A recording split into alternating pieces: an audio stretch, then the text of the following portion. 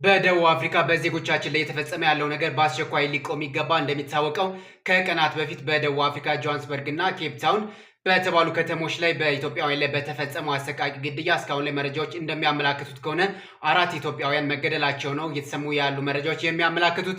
እዚህ ቪዲዮ ላይ እንደምትመለከቱት ግን ይህ ጥቃት እስካሁን ላይ አልቆመም።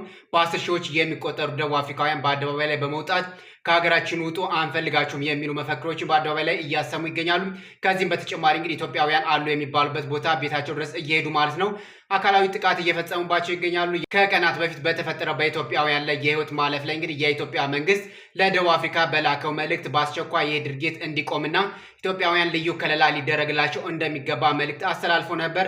አሁን ላይ ግን ይህ ተቃውሞ አልቆምም እስካሁን ላይ ማለት ነው። ኢትዮጵያውያን ላይ ጥቃት እየተፈጸመባቸው ይገኛሉ። የሚገርመው ነገር በደቡብ አፍሪካም የሚያሰሙት መፈክር መጤዎች አንፈልጋችሁም ከሀገራችን ውጡ የሚል ነው።